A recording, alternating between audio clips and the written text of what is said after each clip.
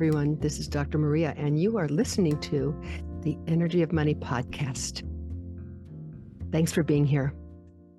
We're going to look at something today that there's a little bit of confusion about some terms. And, my whole reason for being here on this podcast is to help empower us to make good choices when it comes to our relationship with money. Yes? So today, let's talk about something that really will help us a lot. It's the difference between manifesting and demonstrating. Now, you might say to yourself, Dr. Maria, come on, have you gone off the deep end or something? What are you talking about? Well, let me explain. There is a use of the word manifestation that has come to mean something that it is not. The original use of the word manifestation was when you and I do something and show people what we have manifested. Now, manifest means to hold in your hands.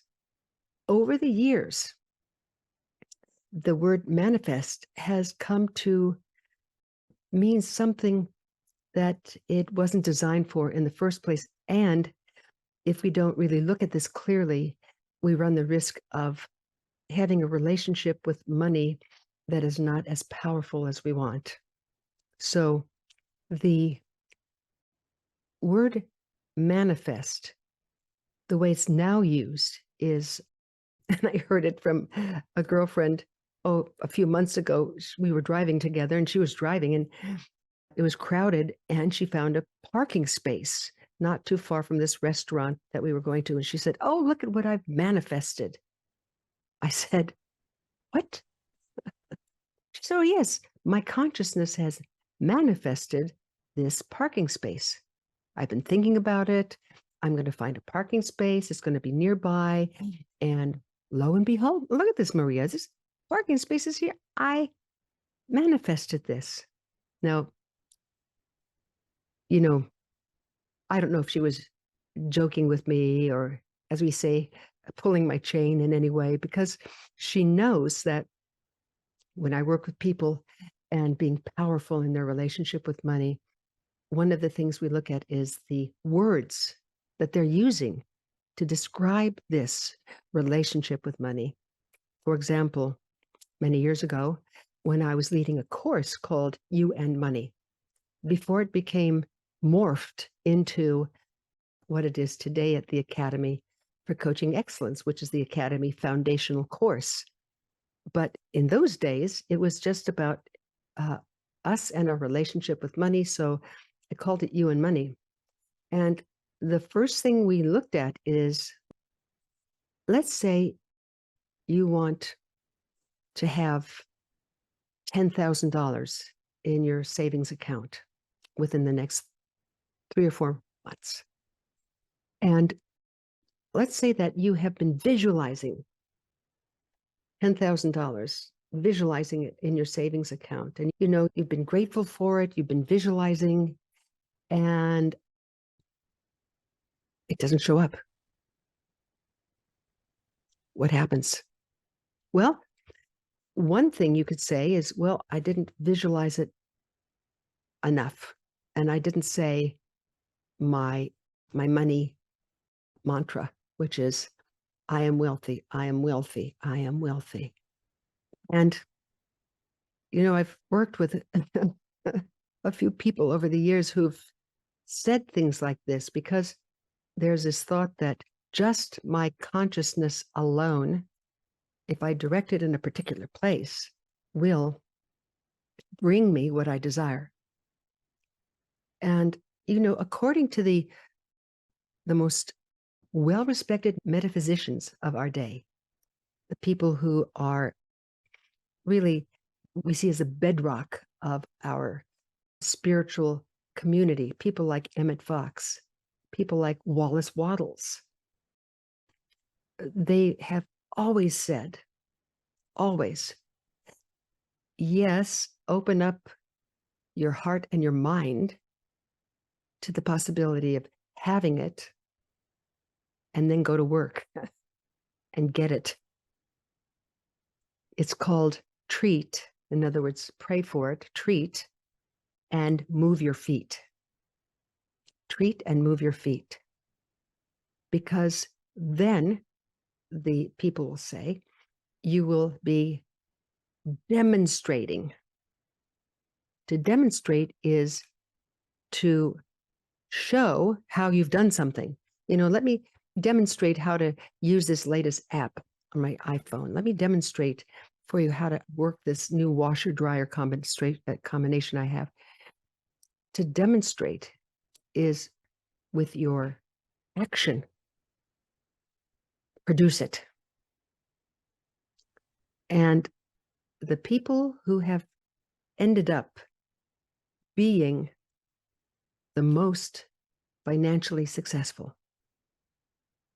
are those who don't just be grateful for the possibility, but that they go out and do something, like find a job that will allow them to save $10,000 by the end of 3 or 4 months.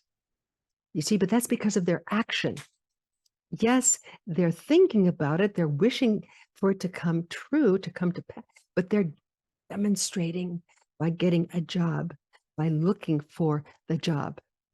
Because, yes, there are times when something will show up that we've been hoping for, but there's a danger in that.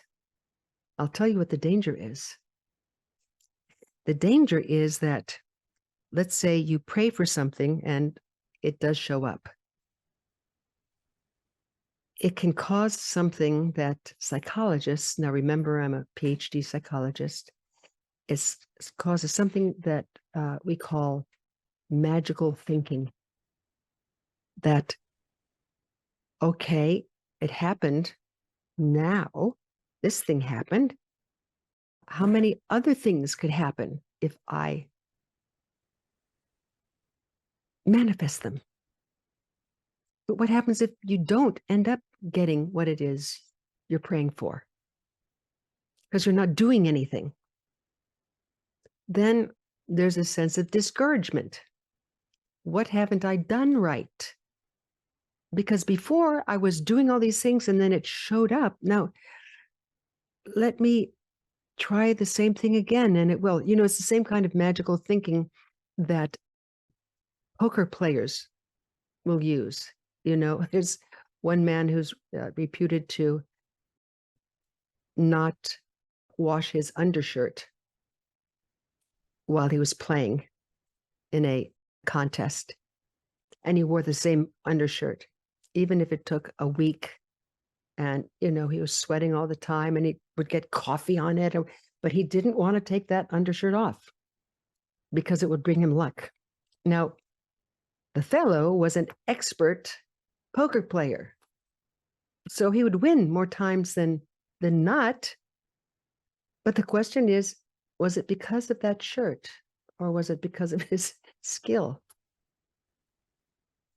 There's a man by the name of Julian Roter, who around 1956 created this concept called internal versus external locus of control. Now, some of you who have studied with me, have attended my classes, you've heard me talk about internal versus external locus of control because it's such an important, psychological construct for us to look at. People who have internal locus of control know that they are in charge of how their life turns out. They are the architects of their own life. Yes, they may have good times, they may have bad times, but they see, okay, if it didn't turn out the way I wanted, what skill do I need? What skill do I need? in order to perfect what I'm doing. Now, people with external locus of control, they experience that they're the victim of life's circumstances, so that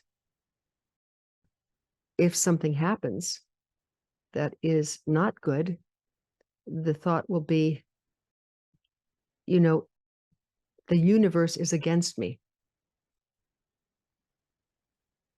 You know, my thoughts aren't working because they're not producing what I need.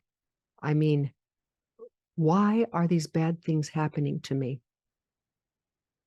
Why are these bad things happening to me? The question, when you have something that's very difficult that has happened to you, like a business turned down, or something not coming through that you wanted to come through, there's this tendency to say, yeah, the universe is not in my favor. The universe does not want me to have this. It's a sign from my universe. No, it isn't. It is a sign of something. It's a sign that it's important for you to go out and see how to take care of what didn't work so that you can have what you want. The definition that you've heard me say over and over and over again about being financially successful is financial success. Well, success in general first is doing what you said you would do consistently with clarity, focus, ease, and grace. Yes? So therefore, being financially successful is doing what you said you would do with money consistently, with clarity, focus, ease, and grace. Once again, with clarity, meaning being clear about what's important to you. Focus means focusing on what's important, focusing on what needs to be taken care of, what needs to be fixed in order for you to have what you want. Ease means take action, small, sweet steps. If your money relationship isn't looking the way you want, it's only because you haven't identified the steps that you need to take in order to be using money or having a relationship with money, I should say, that's filled with clarity, focus, ease, taking small steps, and grace. And as you all know, the definition of grace is that it's an unexpected blessing. And the gateway to grace, of course, is gratitude. So you see, gratitude is in there. Gratitude is in that definition, but it has to do with the quality of your action. And then looking for what is working in your life. Look at what is working in your relationship with money. When I see so many clients and they say to me, Dr. Maria, we have a terrible relationship with money. It's just awful. One woman said, it's dysfunctional relationship with, I said, what do you mean by dysfunction? Well, it never stays around long enough. I see it. One woman said, my relationship with money is like a one-night stand. I have it one day and then it's gone in the morning. And I never know where it's gone, but it's not there. External locus of control, yes? So one remedy is, instead of looking first at what is not working in your relationship with money, look at what is working. What is working? Okay, yes, there's some things that are not working.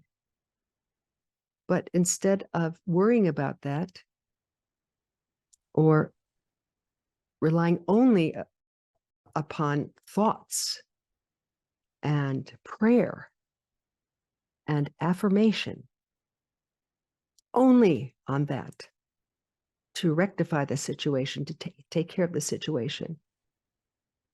What if you were to look first at what is working and do more of that first? What works? What have you done in the past that you say worked for you and money? I think 99 times out of 100, it will be something that you did. Not something you manifested, something that you demonstrated. A place where you took action and produced maybe even a small result, but there was a kind of like a positive result because of what you did. When you can start looking there first, and I know it's hard because, for so many of us, the first thing that we look at is what is not working in our relationship with money. And then that followed by, I don't think I have good money thoughts. Heck with your money thoughts. Just do something that you know works. I remember one woman said, well, I saw that what worked about a year ago was that I would put, she said, I know this is not very much money, but I would put $25 a week in a little savings account,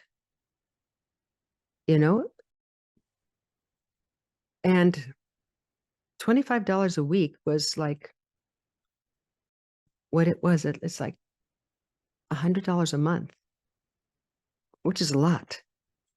She said, but I knew how to do it. I didn't go in the grocery store at the checkout stand and load my cart with a lot of things that I thought maybe I wanted to eat. But when I took them home, I'd say, why did I buy this thing? She said, instead of doing that, I saved and put away $25 a week. I bought fewer cappuccinos and frappuccinos at, well, I won't mention who, but you know what I'm talking about. So I was able to save $25 a week. And, at the end of the year, I had $1,200. It was amazing. And I said, why do you say was amazing? Well, I stopped. It worked and you stopped. Let me see if I can get that straight. You were doing something that worked and it produced some pleasure for you and you stopped? I want to get that really straight here. She said, yeah, I know it doesn't make any sense. I never did anything with that money. It's still there. And she said, I think maybe I'll start again. And off she went. Now, you might say that's a small thing, but I tell you, when you start training your brain on what is working, what you're doing with money that is working first, what you are demonstrating. You see what I'm saying? What you are taking action upon. Then you build the fortitude to see what needs to happen next. Because you're already building yourself up. You're not saying I'm miserable in my money. I'm not a money invalid. I'm starting to master my relationship with this form of energy. So, demonstrate versus manifest? Which do you choose? Are you willing to demonstrate what you know first will help with your relationship with money? You know what it is inside. Come on. Are you spending too much money on certain things and that are you wasting money on stuff? You know, I know a woman in closing, I know a woman who was paying a certain amount to her uh, TV company. You know, she had internet and TV all together. And she was paying a lot of money. And she actually went to the company and said, look, I don't need all the bells and whistles that I'm being charged for. And, you know, I really have to save. And this is a lot of money. Well, she negotiated $50 a month off her bill, which is $600 a year.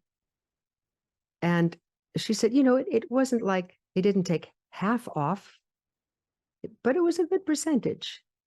And it made me feel better that I was demonstrating a powerful relationship with money. So, my friends, you have it within you. You have it within you to create the relationship with money that you love. One of the things that you may want to do twice a year, I have at no cost, a money mindset reboot where we read Wallace Wattles chapters 4, 7, 11, and 14. And we look at his book, The Science of Getting Rich. That's where those chapters are, 4, 7, 11, and 14. And we study each chapter. And we see there where he's saying, you know, no matter how much you do metaphysically, there comes a time where you have to mirror what you're doing there with action in the world. So this is Dr. Maria saying, I hope you got something from this. I always love hearing from you. You can always write to me at marianemeth.com. And if you haven't already, you may want my newsletter. It comes every week at marianemeth.com. And you can drop me a note there as well. Okay? So you take care. See you next time. Bye for now.